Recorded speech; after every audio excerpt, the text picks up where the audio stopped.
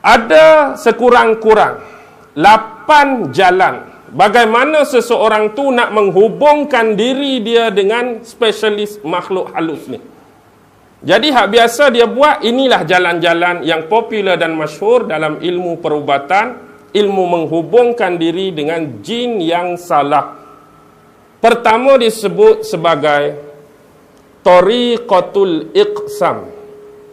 Apa maksud tariqah? Tariqah ni jalan. Iqsam ni bahasa Arab al-qasam, iaitu sumpah, perjanjian, MOU. Dengan siapa? Dengan jin, dengan iblis, dengan setan. Contoh kita tengok ahli-ahli sihir, ahli silap mata terkenal. Memang mereka ada bai'ah, mereka ada janji, persetiaan, MOU. Contoh macam Orion Greenfield, mereka ada surat khas. Dan surat tu ada tanda tangan iblis, tanda tangan jin dan cok jin ifrit. Ada jelas. David Copperfield, tiap-tiap tahun mesti dia akan pergi ke Kahirah Mesir, dekat piramid tu. Sebab dia dah ada perjanjian. Macam ahli-ahli sihir terkenal lain yang ada hubungan, mereka memang ada perjanjian khusus. Yang ini dipanggil sebagai tariqatul iqsam. Bersumpah sungguh, buat perjanjian, persetiaan, tanda tangan apa.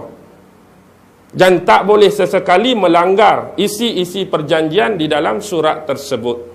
Itu ramai. Hak kita pun, orang-orang pawang, tok dukun, tok bomoh pun, hak jalan salah, mereka ada perjanjian. Jalan yang kedua disebut tariqatuz zabhi. Tariqatuz zabhi ini ialah jalan dengan melakukan upacara penyembelihan. Hak janji itu satu hal. Ni tak cukup dengan janji, kamu kalau nak suruh aku datang, nak suruh aku mai, nak suruh aku hadir, kamu kena korbankan. Kadang-kadang binatang. Jadi kita sembelih kambing. Kadang-kadang bukan nak kambing tu, bukan nak daging kambing, nak darah tu, nak jadikan upacara ritual dan pemujaan. Tak cukup dengan tu, ada sesetengah tempat di India bukan kata kambing, dia culik kanak-kanak. Bila tiba bulan purnama, mereka akan melakukan pemujaan dan ritual, mereka sembelih, mereka bunuh budak ni, ambil darah manusia. Nak bagi power lagi, nak bagi kuat lagi. Tak cukup dengan darah, ada waktu dia, ada saat dia, matahari bulan purnama, tarikh sekian-sekian, ada tahun-tahun tertentu. Nak bagi jin yang besar, jin yang lagi kuat, jin yang lagi power. Padahal hari bulan mana pun jin tu boleh main. Tapi sebab dia nak tipu kita ni, nak suruh kita bersungguh nak kat dia. Padahal tak tarikh tu, malam ni kalau panggil pun dia main. Tak, jumpa kedai kopi mana-mana dia main lah. Kata Radik dua cawan kah nak makan-makan lah. Dia boleh main, tapi sebab kita ni terpedaya. Kalau nak panggil jin ni tak boleh biasa-biasa. Kena malam tu, kena malam ni. Dia nak suruh kita jadi payah. Bersungguhnya dia nak tengok kita tu nak kat dia. Itu yang bodoh kena tipu tu. Okey. Seterusnya, tu tariqatuz zabhi. Seterusnya dia panggil tariqatus sulfiyah. Tariqatus sulfiyah ni ialah jalan kenistaan. Jalan yang jenis karuk-maruk yang tak masuk akal kadang-kadang. Contoh, berlaku di Bacok ni. Lama dah ni. Tok-tok saya dulu cerita. Di Bacok ni ada seorang pakcik tua, walaupun umur dia 80-85, tapi dia tetap kuat. Melebihi kudrat dan kuasa orang muda. Bila dia meninggal, jadi banyak gangguan-gangguan datang kepada anak cucu duk ganggu. Dia dah meninggal dah. Tiba-tiba marilah seorang ustaz. Perkara pertama yang ustaz tu dapat detect ialah tandas dia. Tandas dia tu tak macam orang lain. Orang lain membelakangi kiblat. Dia menghadap kiblat. Pasal apa? Tandas menghadap kiblat pelik. Lepas tu Tok Bomoh tu detect, ada benda bawah telapak tempat kita nak pijak tu kan. Kalau kita nak berak mencangkung tu kan ada benda tu. Bila korek dua benda tu, ya Allah, Masya Allah, Quran 2 biji. Quran duk bawah tapak tu. Jadi inilah perkara yang disebut tariqatus sulfiyah. Yang melanggar adat, penuh kenistaan, penuh kejijikan. Tak masuk akal. Quran dia pun boleh buat lagu tu. Pijak Quran tu satu hal. Ni memang kena pijak. Lepas tu duk buang najis, buang taik, menghadap kiblat. Ya Allah. Tapi semata-mata nak kebal, nak kuat, tapi mati juga. Kalau kebal, kuat, tak mati-mati, okey lah juga nak buat tak? Ni mati, tak ada guna juga. Kadang-kadang macam di Macang, tahun 60-an dulu, tahun 70-an awal-awal. Dia ni pengamal ilmu kepala taik. Tahu ilmu kepala taik? Ilmu kepala taik ni ialah dia akan buat pemujaan, ada jampi, ada mentera dia. Tapi syarat nak bagi lagi power ilmu kepala taik ni untuk kebal. Dulu orang-orang ada ilmu kepala taik, dia curi kambing, curi lembu depan tuan saja. Tuan baru tambak, dia ambil lembu depan tuan. Lembu pi takik dengan parang ke, dengan kapak ke, tak tembus, tak lut pun. Jadi cara nak bagi mujarab ialah setiap kali dia rasa nak buang air, buang najis, nak berak, kepala taik mula-mula tu. Hak baru keluar tu dia kena ambil, dia kena lumuk dekat badan dia. Sekali dengan baca jampi dan mentera dia. Kepala, tu panggil ilmu kepala taik tu. Kepala taik hak mula-mula, hak keras sikit tu. Setiap kali nak berak, kena ambil kepala taik tu, cumur. Lepas tu, syarat dia lagi, dia hanya boleh mandi sekali sebulan, iaitu hujung bulan. 29 hari bulan. Taik hari-hari pakai. 1 hari bulan, 2 hari bulan, duk lagu tu lah. Duk busuk lagu tu, dia tak boleh mandi. Dia kena mandi hujung bulan. Lepas tu kita tanya, pasal apa 29 hari bulan, bukan 31 bulan?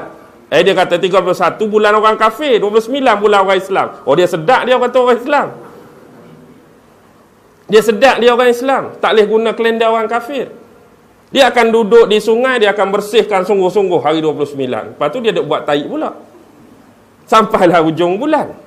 Kalau nak lagi power, masuk pecah rumah orang, merompak ke, mencuri ke, kebetulan dia rasa nak berak, dia kena ambil kepala taik tu, letak dalam pinggang, letak atas meja tuan rumah, meja makan. Lagi power jadi. Okey, contoh duk ambil barang, rasa nak berak, pergi ambil lekas-lekas pinggang ke piring, tadah kepala taik tu, letak atas meja makan tuan rumah. Lagi power. Jangan ketawa, betul ni. Tu ilmu kepala taik. Tapi tengok dahsyat tak dahsyat. Allah nak tunjuk dia tertidur atas wakaf.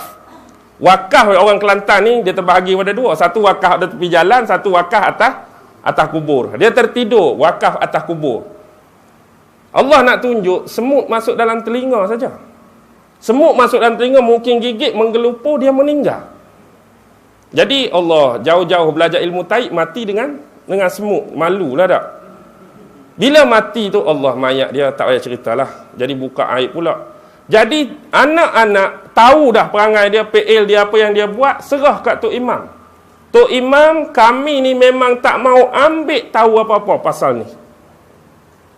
Kami memang tak mau ambil tahu pasal bapak kami, Tok Imam uruslah dengan orang kampung. Kami memang tak mau tahulah pasal dia. Anak semua nak marah dah.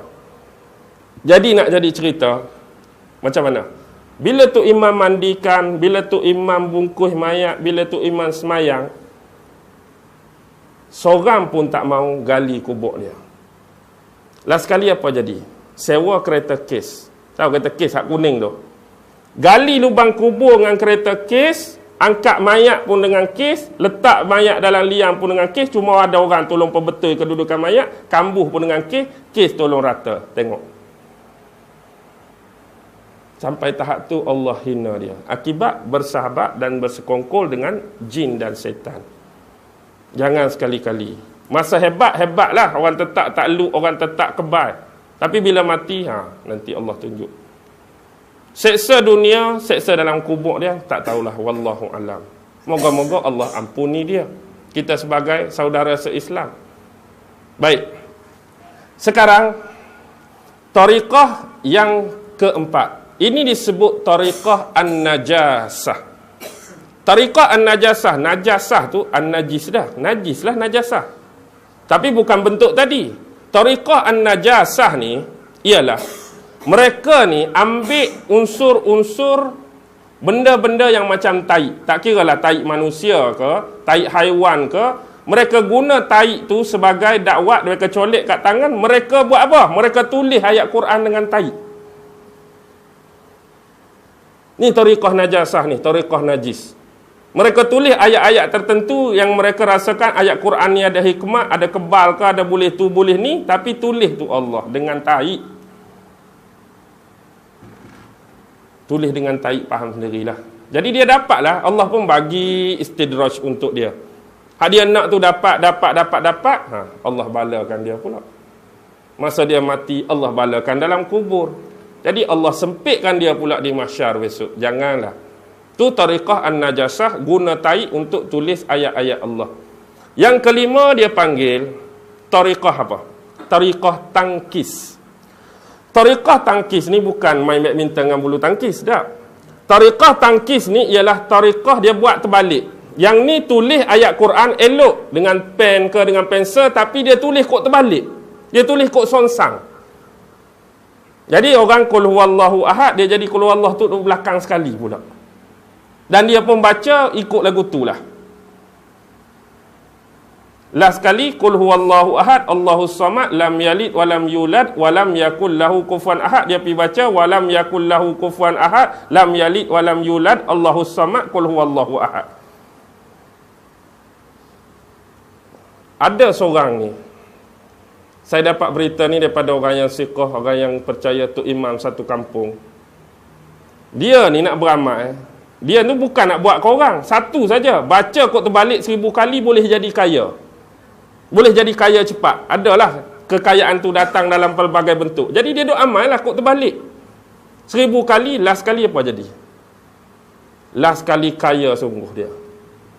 Kaya sungguh, pakai spender saja, duk erektin kat tepi jalan. Dia jadi ni. Dia jadi tak betul, dia jadi sewil. Gila bahasa mudah. Hak betul, dia jadi betul. Baca terbalik, Allah bagi terbalik juga otak dia. Jangan. Jangan nak memandai-mandai. Okey, tu yang kelima. Yang keenam, dia panggil apa? Tariqah tanjim.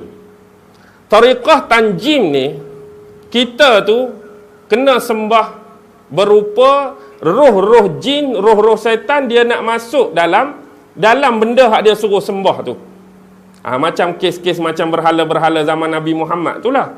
Maksudnya dia nak tipu kita, dia suruh sediakan seekor kambing atau seekor burung. Jadi dia akan masuk dalam tu. Jadi kita ni orang lain nampak secara zahir, kita duk sembah kambing, kita duk sembah burung. Atas benda hak dia nak masuk tu lah. Kalau patung, patunglah kita sembah. Kalau batu, batulah kita sembah. Kalau busuk, busuklah kita sembah. Hakikatnya roh mereka tu duduk dalam tu lah.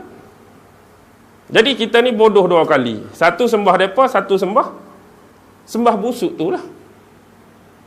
Sembah busuk, sembah Allah, sembah pokok macam-macam lah. Tapi hak kita nak dia bagi. Hak kita nak dia bagi. Dia bagi. Tapi itulah jalan yang salah, jalan yang sesat, jalan yang silap. Itu dia panggil tariqah tanjim. Kemudian dia panggil tariqah al-kafi. Tariqah al-kafi ni, jalan dia melalui tapak tangan. Pengamal dia hanya perlu tengok tapak tangan. Dan tumpuan perlu bagi kepada jari.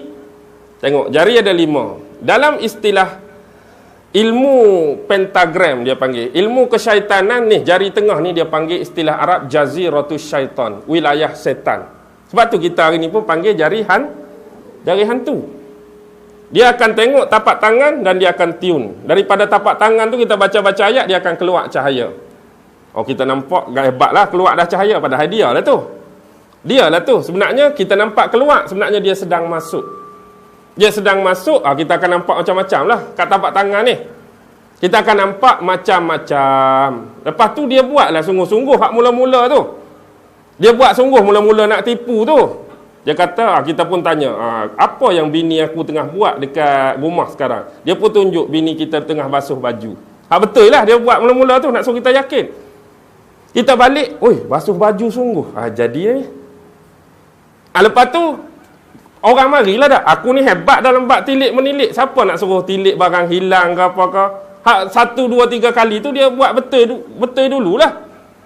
Lepas tu yang ketiga, yang keempat dia buat tak betul. Bila dia buat tak betul, kita pun mula nak marah. Pasal apa hang tunjuk tempat tak betul?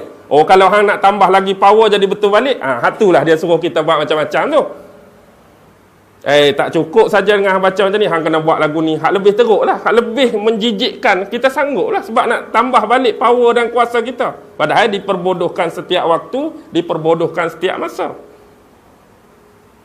Okey, seterusnya Ilmu tilik ni tak ada benda lain, cermin saja. Pi Tesco beli cermin, boleh nak tilik macam mana pun. Tak, betul? Betul ke tak ni? Pi Tesco beli cermin, tilik lah, nak tilik apa pun, nampak semua. Okey. Tariqah yang terakhir ialah tariqah apa? Ini dipanggil tariqah al-asar. Asar maksud dia kesan. Tariqah ni lah yang orang Yahudi dulu guna untuk Rasulullah.